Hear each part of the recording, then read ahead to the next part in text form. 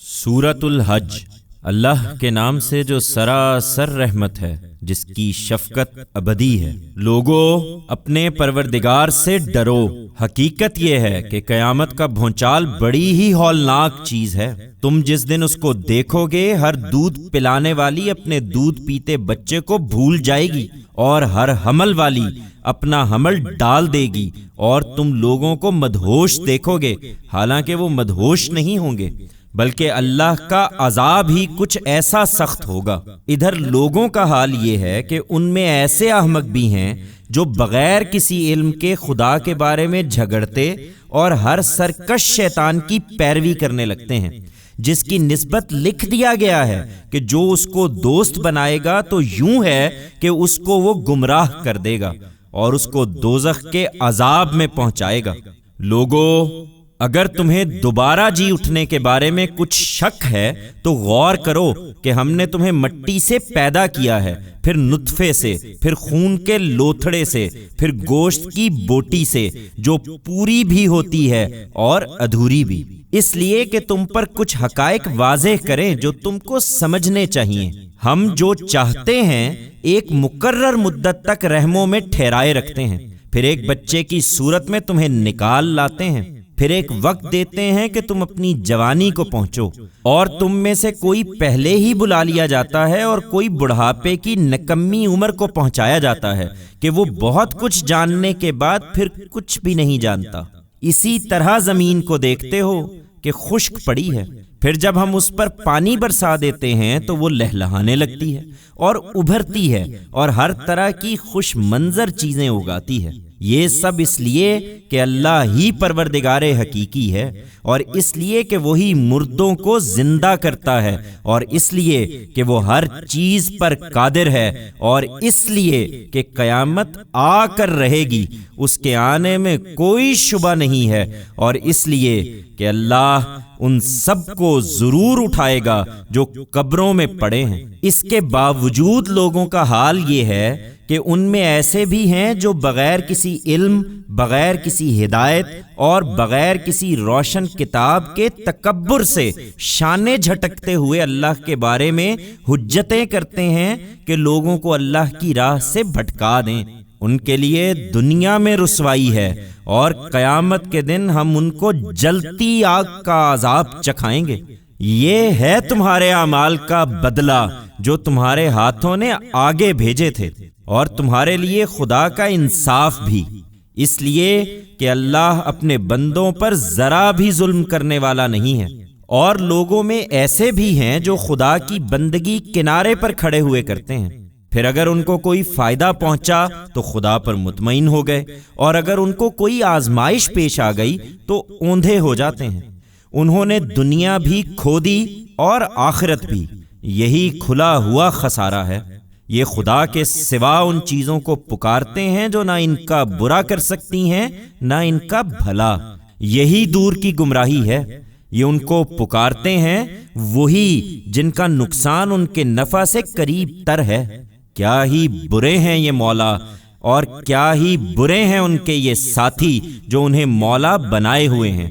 اس کے برخلاف اللہ ان کو جو پوری سچائی کے ساتھ ایمان لائے اور جنہوں نے نیک عمل کیے، یقیناً ایسے باغوں میں داخل کرے گا جن کے نیچے نہریں بہہ رہی ہوں گی۔ بے شک اللہ کرتا ہے جو چاہتا ہے۔ انہیں بتاؤ کہ جو یہ گمان رکھتا ہو کہ اللہ دنیا اور آخرت میں ہرگز اس کی مدد نہ کرے گا، اس کو چاہیے کہ اپنے تصور میں ذرا ایک رسی اوپر چڑھنے کے لیے آسمان کی طرف تانے، پھر جب منزل کو بہت دور دیکھ کر رنجیدہ ہو تو اس کو کاٹ دے، اور دیکھے کہ آیا اس کی یہ تدبیر اس کے رنج کو دور کرنے والی بنتی ہے۔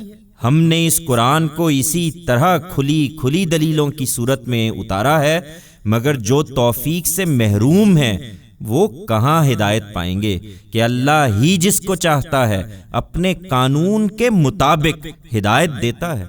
یہ خدا کے بارے میں حجتیں کرتے ہیں، انہیں بتاؤ کہ جو لوگ ایمان لے آئے ہیں اور جنہوں نے یہودیت اختیار کر رکھی ہے اور سابئی اور نصارہ اور مجوس اور جو شرک اختیار کیے ہوئے ہیں، اللہ قیامت کے دن ان سب کے درمیان ان کے اختلافات کا فیصلہ کر دے گا۔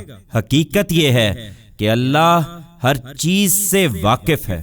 کیا دیکھتے نہیں ہو کہ جو آسمانوں میں ہیں اور جو زمین میں ہیں سب اللہ ہی کے آگے سربا سجود ہیں، اور سورج اور چاند اور تارے اور پہاڑ اور درخت اور چوپائے اور بہت سے لوگ بھی، اور بہت سے وہ بھی ہیں کہ جن پر خدا کا عذاب لازم ہو چکا ہے، اس لیے کہ انہوں نے یہ ذلت قبول کر لی کہ دوسروں کے آگے سر جھکا دیا۔ حقیقت یہ ہے کہ جس کو اللہ ذلیل کر دے اسے پھر کوئی عزت دینے والا نہیں ہے۔ اس میں شبہ نہیں کہ اللہ اپنے قانون کے مطابق جو چاہے کرتا ہے۔ یہ سب دو فریق ہیں جنہوں نے اپنے پروردگار کے بارے میں اختلاف کیا ہے، سو جنہوں نے اس کی توحید کو ماننے سے انکار کر دیا ہے ان کے لیے آگ کے کپڑے تراشے جائیں گے، ان کے سروں کے اوپر سے کھولتا ہوا پانی انڈیلا جائے گا، ان کے پیٹ کے اندر جو کچھ ہے سب اس سے پگھل جائے گا، اور اوپر سے ان کی کھالیں بھی۔ ان کی سرکوبی کے لیے لوہے کے ہتھوڑے ہوں گے، وہ اس سے اس کے کسی عذاب سے بھی جب جب نکلنا چاہیں گے دوبارہ اسی میں دھکیل دیے جائیں گے کہ اب اسی میں رہو اور چکھو جلنے کی سزا کا مزہ۔ ان لوگوں کو البتہ جو ایمان لائے اور جنہوں نے نیک عمل کیے، اللہ ایسے باغوں میں داخل کرے گا جن کے نیچے نہریں بہہ رہی ہوں گی، ان کو وہاں سونے کے کنگن اور موتیوں کے ہار پہنائے جائیں گے، ان کے لباس وہاں ریشم کے ہوں گے، اور مزید یہ کہ انہیں وہاں پاکیزہ بات کی ہدایت بخشی گئی اور انہیں خدائے حمید کی جنت کا راستہ دکھا دیا گیا۔ یہ حقیقت ہے کہ جن لوگوں نے خدا کے پیغمبر کو ماننے سے انکار کر دیا ہے اور اب وہ خدا کی راہ سے روک رہے ہیں، اور مسجد حرام سے بھی جسے ہم نے لوگوں کے لیے یکساں بنایا ہے، خواہ وہ وہاں کے رہنے والے ہوں یا باہر کے، انہوں نے بڑے ظلم کا ارتکاب کیا ہے۔ اس لیے کہ اس مسجد کا معاملہ تو یہ ہے کہ جو اس میں کسی انحراف، کسی ظلم کے ارتکاب کا ارادہ کرے گا اس کو ہم دردناک عذاب کا مزہ چکھائیں گے۔ انہیں یاد دلاؤ جب ہم نے ابراہیم کے لیے اس گھر کی جگہ کو ٹھکانہ بنایا تھا، اس ہدایت کے ساتھ کہ کسی چیز کو میرا شریک نہ کرنا، اور میرے گھر کو طواف کرنے والوں اور قیام کرنے والوں اور رکوع و سجود کرنے والوں کے لیے پاک رکھنا، اور حکم دیا تھا کہ لوگوں میں حج کی منادی کرو، وہ تمہارے پاس پیدل بھی آئیں گے اور ہر طرح کی اونٹنیوں پر سوار ہو کر بھی کہ سفر کی وجہ سے دبلی ہو گئی ہوں گی۔ وہ قافلوں کی آمد و رفت سے گہرے ہو چکے ہر دور دراز پہاڑی راستے سے آئیں گی، اس لیے آئیں گے کہ اپنی منفعت کی جگہوں پر حاضر ہوں اور چند متعین دنوں میں ان مواشی جانوروں پر اللہ کا نام لیں جو اللہ نے انہیں بخشے ہیں۔ تم ان کو ذبح کرو تو ان سے خود بھی کھاؤ اور برے حال فقیروں کو بھی کھلاؤ۔ پھر چاہیے کہ لوگ اپنا میل کچیل دور کریں، اپنی نظریں پوری کریں اور اس قدیم گھر کا طواف کریں۔ یہ باتیں ہیں جو ابراہیم کو بتائی گئی تھیں، ان کو اچھی طرح سمجھ لو، اور یاد رکھو کہ جو اللہ کی قائم کی ہوئی حرمتوں کی تعظیم کرے گا تو اس کے پروردگار کے نزدیک یہ اس کے حق میں بہتر ہے۔ اور یہ بھی کہ جانوروں کے بارے میں ان مشرکین کے توہمات بالکل بے بنیاد ہیں۔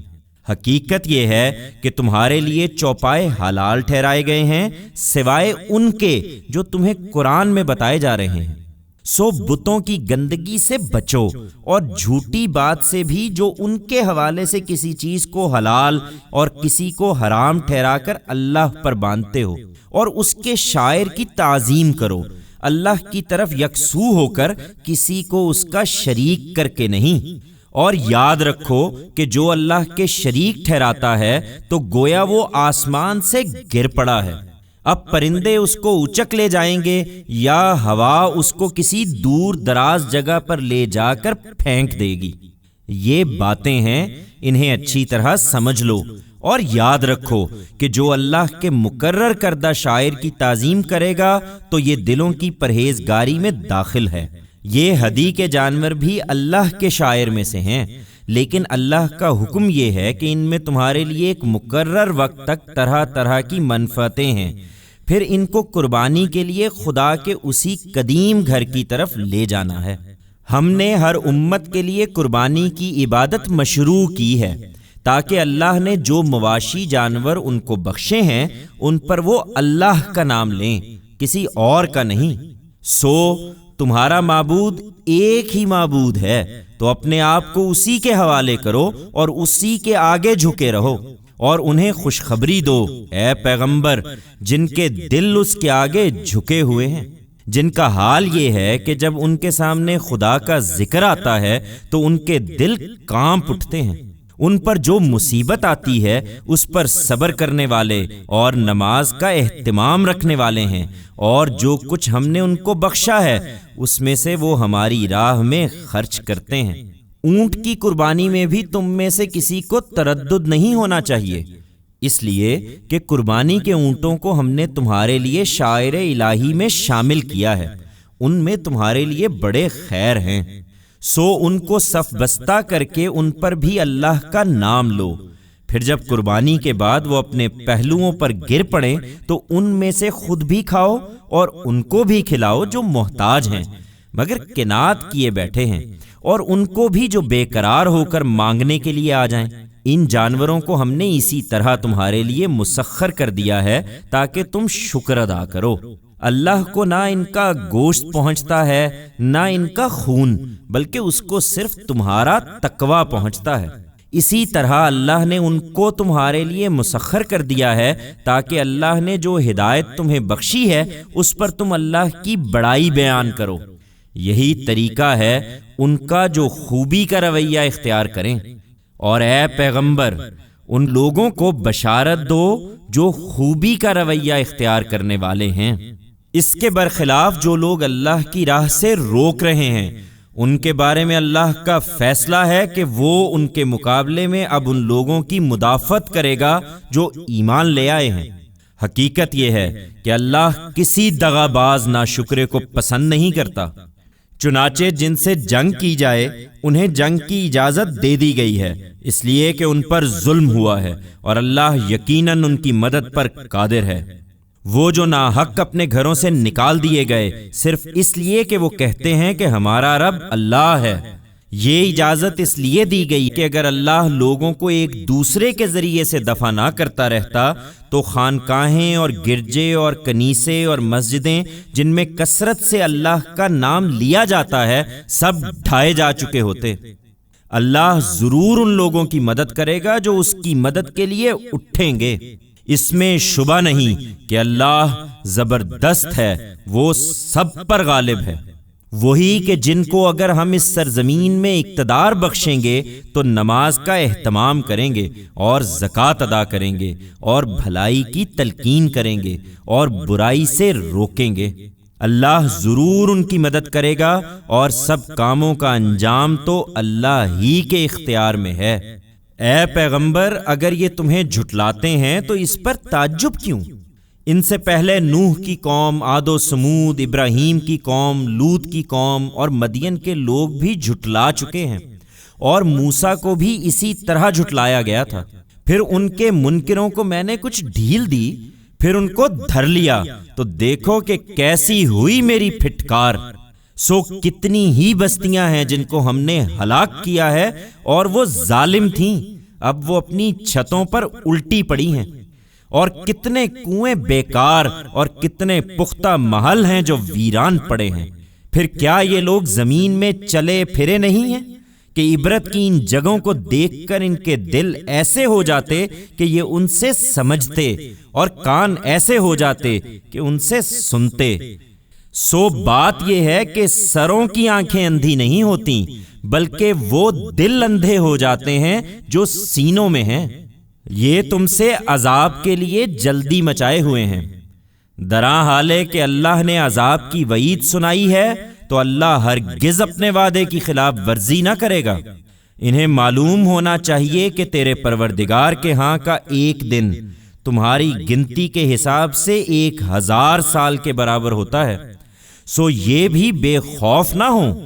کتنی ہی بستیاں ہیں جن کو میں نے ان کے ظلم کے باوجود اسی طرح ڈھیل دی، پھر ان کو پکڑ لیا، اور سب کو واپس تو میرے پاس ہی آنا ہے۔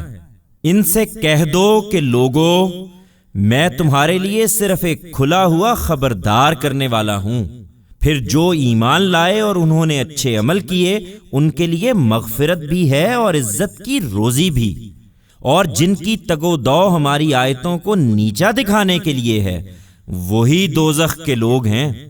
ہم نے اے پیغمبر تم سے پہلے جو رسول اور جو نبی بھی بھیجا ہے اس کے ساتھ یہی معاملہ پیش آیا کہ اس نے جب بھی کوئی تمنا کی شیطان اس کی تمنا میں خلل انداز ہو گیا ہے، پھر شیطان کی اس خلل اندازی کو اللہ مٹا دیتا ہے، پھر اللہ اپنی آیتوں کو قرار بخشتا ہے، اور اللہ علیم و حکیم ہے۔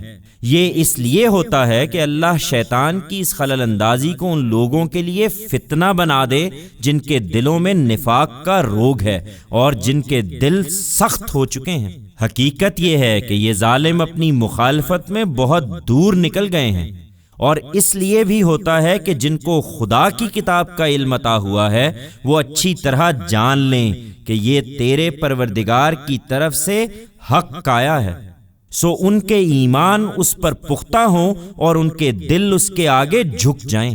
اور اللہ کا فیصلہ ہے کہ وہ ان لوگوں کو جو ایمان لے آئے ہیں ضرور سیدھی راہ دکھائے گا۔ اس کے برخلاف جن لوگوں نے انکار کا فیصلہ کر لیا ہے وہ اس علم کی طرف سے شک ہی میں رہیں گے، یہاں تک کہ ان کے سر پر قیامت یکا یک آ موجود ہو یا ایک منحوس دن کا عذاب ان پر نازل ہو جائے۔ وہ اس بات کو یاد رکھیں کہ اس دن سارا اختیار اللہ ہی کا ہوگا، وہ ان کے درمیان فیصلہ کر دے گا۔ پھر جو ایمان لائے ہوں گے اور انہوں نے اچھے عمل بھی کیے ہوں گے وہ راحت کے باغوں میں ہوں گے، اور جنہوں نے انکار کیا اور ہماری آیتوں کو جھٹلا دیا ہے تو وہی ہیں کہ جن کے لیے ذلت کا عذاب ہے۔ ان کے ظلم سے عاجز ہو کر جن لوگوں نے خدا کی راہ میں ہجرت کی پھر مارے گئے یا اپنی موت سے مر گئے، اللہ ان کو ضرور اچھا رزق عطا فرمائے گا۔ بے شک اللہ ہی ہے جو بہترین رزق عطا فرمانے والا ہے، وہ ان کو ضرور ایسی جگہ پہنچائے گا جس سے وہ راضی ہوں گے۔ بے شک اللہ سب کے حال سے واقف ہے، وہ بڑا ہی بردبار ہے۔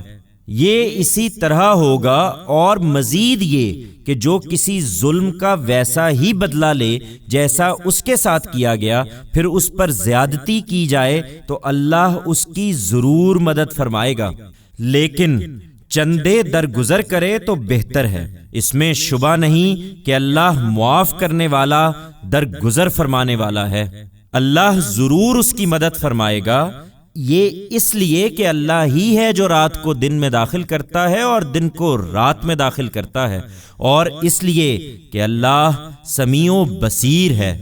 یہ اس لیے کہ اللہ ہی حق ہے، اور جن چیزوں کو یہ اللہ کے سوا پکارتے ہیں وہ سب باطل ہیں، اور اس لیے کہ اللہ ہی برتر ہے، وہ سب سے بڑا ہے، وہ ضرور مدد فرمائے گا اگرچہ حالات کتنے ہی ناموافق ہوں۔ کیا دیکھتے نہیں ہو کہ اللہ نے آسمان سے پانی برسایا تو اس سے زمین سرسبز و شاداب ہو جاتی ہے۔ حقیقت یہ ہے کہ اللہ بڑا ہی باریک بین ہے، ہر چیز کی خبر رکھنے والا ہے۔ اسی کا ہے جو کچھ آسمانوں میں ہے اور جو کچھ زمین میں ہے۔ حقیقت یہ ہے کہ اللہ ہی ہے جو بے نیاز ہے، اور وہی ستودہ صفات بھی ہے۔ کیا دیکھتے نہیں ہو کہ اللہ نے زمین کی سب چیزوں کو تمہارے کام میں لگا رکھا ہے، اور کشتی کو بھی، وہ اس کے حکم سے سمندر میں چلتی ہے، اور وہ آسمان کو تھامے ہوئے ہے کہ مبادا زمین پر گر پڑے، الا یہ کہ وہی اس کا اذن دے۔ یقیناً اللہ لوگوں پر بڑا ہی مہربان ہے، اس کی شفقت ابدی ہے۔ وہی ہے جس نے تمہیں زندگی دی پھر مارتا ہے پھر تم کو زندہ کرے گا۔ حقیقت یہ ہے کہ انسان بڑا ہی ناشکرا ہے۔ انہیں اعتراض ہے کہ یہ نئی شریعت مختلف کیوں ہے۔ انہیں بتاؤ کہ ہم نے ہر امت کے لیے ایک طریقہ مقرر کیا ہے کہ وہ اسی پر چلیں گے، ہم نے اس وقت بھی یہی کیا ہے، سو اس معاملے میں وہ تمہارے ساتھ ہرگز کوئی جھگڑا نہ کرنے پائیں، لہٰذا نظر انداز کرو اور اپنے پروردگار کی طرف بلاتے رہو، یقیناً تم سیدھے راستے پر ہو۔ اس کے بعد بھی اگر وہ تم سے جھگڑنے کے درپے ہوں تو ان سے کہہ دو کہ اللہ خوب جانتا ہے جو کچھ تم کر رہے ہو۔ اللہ قیامت کے دن تمہارے درمیان اس چیز کا فیصلہ کر دے گا جس میں تم اختلاف کرتے رہے ہو۔ کیا تم نہیں جانتے کہ آسمان و زمین کی ہر چیز اللہ کے علم میں ہے، یہ سب ایک دفتر میں محفوظ ہے۔ حقیقت یہ ہے کہ اللہ کے لیے یہ نہایت آسان ہے۔ اللہ کے سوا یہ ان کی پرستش کرتے ہیں جن کے حق میں اللہ نے کوئی دلیل نہیں اتاری ہے اور جن کے بارے میں ان کو کوئی علم بھی نہیں ہے۔ یہ احمق سمجھتے ہیں کہ آخرت میں وہ ان کے مددگار ہوں گے، حقیقت یہ ہے کہ ان ظالموں کا کوئی مددگار نہ ہوگا۔ انہیں جب ہماری صاف صاف آیتیں سنائی جاتی ہیں تو ان منکروں کے چہروں پر تم ناگواری دیکھتے ہو، گویا یہ ان لوگوں پر حملہ کر دیں گے جو ان کو ہماری آیتیں پڑھ کر سنا رہے ہیں۔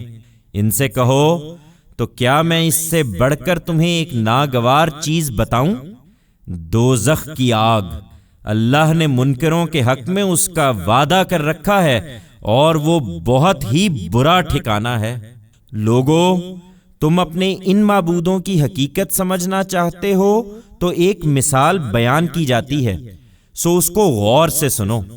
حقیقت یہ ہے کہ خدا کے سوا تم جن کو پکارتے ہو وہ ایک مکھی بھی پیدا نہیں کر سکتے، اگرچہ وہ اس کے لیے سب مل کر کوشش کریں، اور اگر وہ مکھی ان سے کچھ چھین لے تو اس سے وہ اس کو چھڑا بھی نہیں سکتے۔ چاہنے والے بھی بودے اور جن کو چاہتے ہیں وہ بھی بالکل بودے۔ انہوں نے اللہ کی قدر نہیں پہچانی جیسا کہ اس کے پہچاننے کا حق ہے۔ بے شک اللہ قوی ہے، وہ سب پر غالب ہے۔ یہ اسی ناقدری کا نتیجہ ہے کہ فرشتوں کو معبود بنائے بیٹھے ہیں۔ اللہ فرشتوں میں سے بھی اپنے پیغامبر چنتا ہے اور انسانوں میں سے بھی، اس سے وہ خدائی میں شریک کیوں ہو جائیں گے؟ حقیقت یہ ہے کہ اللہ خود سمیع و بصیر ہے۔ ان فرشتوں کے آگے اور پیچھے جو کچھ ہے وہ اس سے واقف ہے اور تمام معاملات اللہ ہی کی طرف رجوع ہوتے ہیں۔ ایمان والو، ان کا عہد تمام ہوا، اب تمہارا دور شروع ہو رہا ہے، تو رکوع و سجود کرو اور اپنے پروردگار کی بندگی کرو اور نیکی کے کام کرو تاکہ تم فلاح پاؤ، اور مزید یہ کہ اپنے منصب کی ذمہ داریوں کو پورا کرنے کے لیے اللہ کی راہ میں جد و جہد کرو جیسا کہ جد و جہد کرنے کا حق ہے۔ اس نے تمہیں چن لیا ہے اور جو شریعت تمہیں عطا فرمائی ہے اس میں تم پر کوئی تنگی نہیں رکھی ہے۔ تمہارے باپ ابراہیم کی ملت تمہارے لیے پسند فرمائی ہے، اسی نے تمہارا نام مسلم رکھا تھا اس سے پہلے، اور اس قرآن میں بھی تمہارا نام مسلم ہے۔ اس لیے چن لیا ہے کہ رسول تم پر اس دین کی گواہی دے اور دنیا کے سب لوگوں پر تم اس کی گواہی دینے والے بنو۔ سو نماز کا اہتمام رکھو اور زکوٰۃ ادا کرتے رہو اور اللہ کو مضبوط پکڑو، وہی تمہارا مولا ہے، سو کیا ہی اچھا مولا ہے اور کیا ہی اچھا مددگار۔